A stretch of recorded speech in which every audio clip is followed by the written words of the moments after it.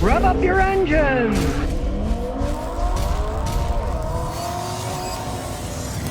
Well, Japan now says that every option is on the table as the global car industry is reeling from Trump's 25% tariffs. Japan's prime minister said, and quote, every option is on the table. And South Korea says they're preparing an emergency response because Trump said there's a 25% tariff on car imports to the U.S. So, of course, now the car industry is kind of shaking, wondering, hey, what's going to happen? Of course, no one knows what's really going to happen until it happens, or it doesn't happen in the first place. Remember, they were talking about a 25% tariff on cars from Canada and Mexico, and they're already cutting deals on that. The latest deal I saw was that if cars have more than 70% of their car parts made in the United States, Canada, and Mexico, then they won't have a tariff on it, right?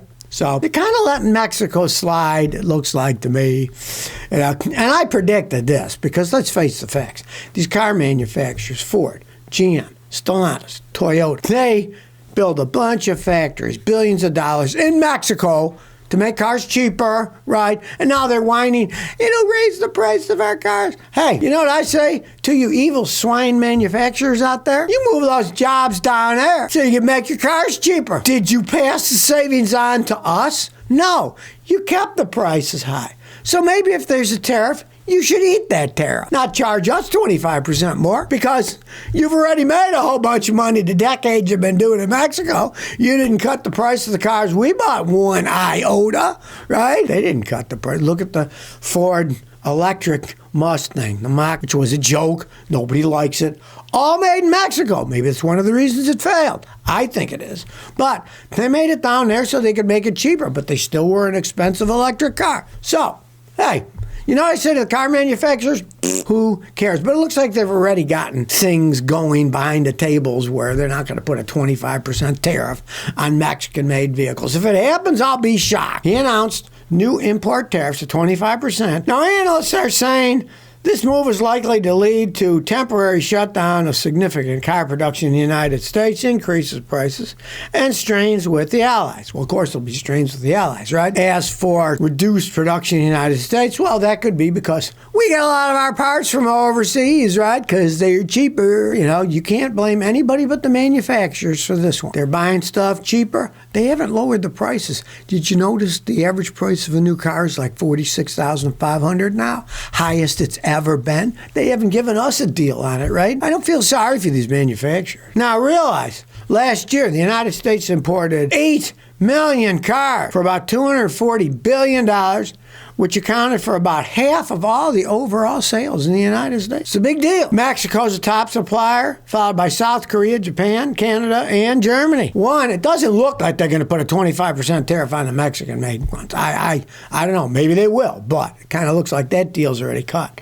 Now we'll see if the other countries are going to cut any deals. Now, they are saying that the cost of a vehicle made using parts from Mexico and Canada could add $4,000 to $10,000 to the price of the car. But, like you said, looks like they're already cutting deals with some of this North American trade agreements, so who knows with that. But maybe they'll do it on the other one, on the Germans, on the Japanese, on the Korean car. We'll find out as time goes on. And if they do put that on, it's going to have a rather large impact worldwide. We live in a world economy these days, right? Then the advantage the other car manufacturers have, if they sell it cheaper in the United States, will be gone if they add 25% to it, because the prices aren't all that much difference these days. I'll tell you the truth of the matter. Decades ago, yeah, the Korean cars cost a lot less money. But if you've been pricing them lately, the equivalent Kia to Toyota to a Ford or Chevy, they're relatively similar price for the same type of vehicle, same size vehicle.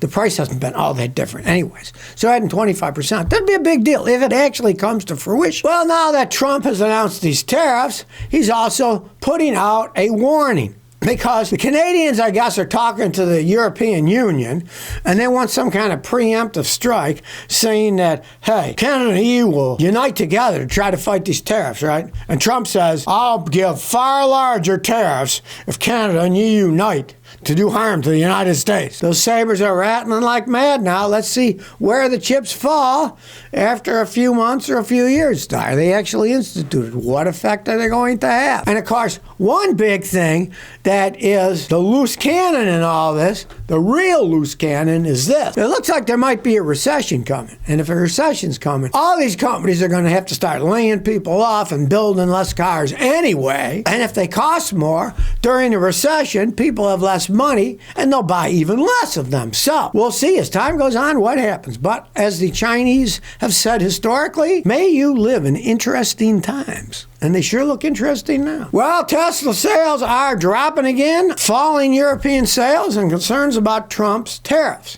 Plus, of course, concerns about the sanity of Elon Musk himself, but that's another story. The stock's already going bananas, Tesla's. In the last 14 days, it's gone up or down 5% or more every day. So, it's up, it's down, it's up, it's down, it's up and down. We're in a trampoline now, right? That's how I warn people about investing in the stock market. It's not true investment these days. It's more of just a gambling den. You're not really investing. You put money in, the rich people steal it away, or the stock goes down, you lose money. It's not an investment as it was decades ago. The European Union, the reason it dropped the most this particular day, the European Automobile Manufacturers Association revealed Tuesday that Tesla saw a 40% year-over-year drop in new vehicle registrations in Europe in February. And this is while battery electric vehicle sales were up 26%. So he was down 40%, but overall electric vehicle sales were up 26% in Europe. So that's telling you, yeah, it's really bad times for Tesla in Europe. And then, of course, with Trump's tariffs, the Europeans, they're not going to buy imported Teslas from the United States if they start taxing ours. If they start taxing the Teslas going from the United States, they're already overpriced. They'll be, even more overpriced. So times aren't looking that hot for Tesla, except it's extremely happy times for those people who have been shorting Tesla in the stock market, and it was one of the highest shorted stocks out there. So some people are making some serious money here. Over the years so far, it's dropped like 40% in value. That means the shorters, if they played it right, could have made a 40% profit on a stock. Hey, 40% profit on a stock is pretty good, The banks are giving, 2-3% interest per year, and if in January, February, March, you can make 40% profit. Hey, that's gangbusters there. Well, here's some interesting information. If you wondered what U.S. sold vehicles have what percentage of them assembled in the United States, right? Some of it might surprise you. Of course, Rivian, 100%. They're all made in the United States. They don't sell that many of them, right? They're electric cars. Tesla is also 100% because the ones that they make in China and Germany aren't sold in the United States. The ones made here are sold in the United States. Now, Ford, it's still 78%, even though they have Mexican factories, still 78% are assembled in the United States. Honda, interestingly, is next with 64% assembled in the United States. They got that giant plant in Ohio and some other stuff, right? Stellantis is 57%. They still have a bunch of old Chrysler factories. They've shut a lot of them down. If it would have been Chrysler years ago, it would have been all over here. And some of them made in Mexico, but 57%. Subaru is 56%, which is kind of interesting. Yeah? Who knew that? Nissan is 53%. GM, it's only 52%. More Nissans are assembled in the United States than GM products. That's kind of interesting. Toyota is 48%. So about half of the Toyotas are made here in the United States. BMW is 48%. And Mercedes is 43%. And interesting enough, Hyundai Kia is only 33%. They have some factories there, but most of them are made overseas. Volkswagen, it's a measly 21%, mainly the stuff that's made in Tennessee here. Mazda's 19%, and Volvo is a whopping 13%. If you want to buy American, follow that chart and buy the one that you think is the highest for what you want to buy. Or, it doesn't matter the percentage-wise, find out where the car you're buying is made. If you're looking at new cars, open the door, look at the numbers, and you'll see where it's made. Just Google it, say which cars are made in the United States by VIN number, and I'll tell you, well, if it's a number one, it's the United States. If it's this number, it's a different country. Learn that, and if you don't want to learn it, bring your phone and say, VIN number of my car is this. Where was my car made? And AI will tell you where your car was made. And only buy the ones that were made in the United States. It's that simple. Easy to do. Well, yet another company is dropping their EV models. Now, this one is, if you don't know, Aston Martin. Now, let's face the facts. You have to be ultra rich to buy one anyway, but Aston Martin just announced they're cutting 5% of their workforce, and this was after their fourth quarter losses of 2024. 400% increase in loss. This isn't profit, this is loss. And their debt reached $1.47 billion, which is up 43% from 2023. And their losses went up. Boy, sounds like a losing company to me. And they're now pushing what they call their long-awaited EV back another year. They're not going to make them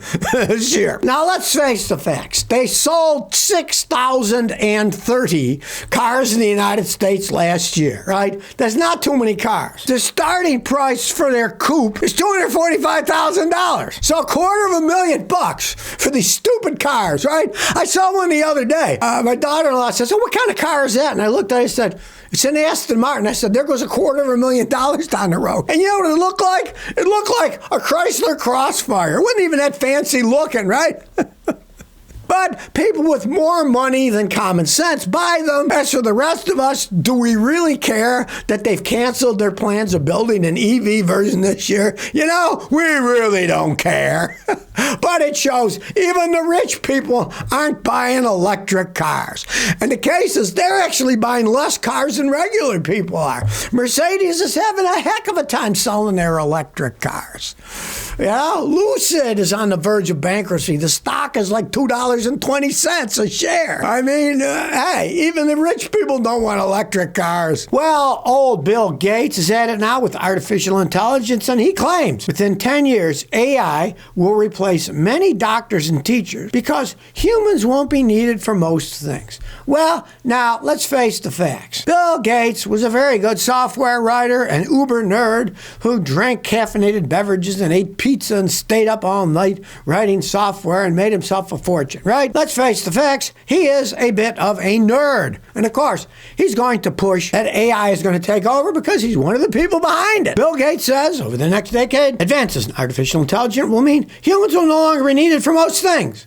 So we can be like one of those science fiction novels where we can all be lying on the beach, sipping a mint julep, and watching the waves while the robots do all the work and service the mint juleps and bring us towels, right? I really don't think this is going to happen anytime soon, but that's what Bill Gates told comedian Jimmy Fallon on The Tonight Show in February, right? So he's saying it to a comedian on The Tonight Show, which is what? An entertainment show. I really don't get my information from things on The Tonight Show, and I'm older. I don't even watch that show. And it has gone downhill so far from what it originally was decades ago when it did have some funny stuff on it. Now it's like everything else. It's watered. It's like Saturday Night Live. I mean, a long time ago, it had a few funny things. I mean, their skits are usually pretty crappy, but it had some funny stuff. But now Saturday Night Live, rehash garbage. They make comedians famous for no reason whatsoever. People that, one, aren't even funny. Kind of makes you wonder, right? With the state of our society. But, Bill Gates says AI is going to take over. There won't be any jobs and stuff. It'll even get rid of some doctors' jobs and teachers. He said, you know what I said to that? I just had my eyes done, my cataracts blasted with lasers, right? It was done by Dr. Gaduru, a real doctor, right? Using his hands. Sure, there's a laser machine, but he controls it, right? Don't want a computer, artificial intelligence, doing my eyes, and then poking a hole in my eye, then pulling the old shattered lenses out, then putting a silicone lens inside. I want a human being who knows what he's doing, who can react, right? I don't want, well, sorry, you're blind now because, yeah, the software was a little bit off, right? So I think Bill Gates is three sheets to the wind with some of this stuff.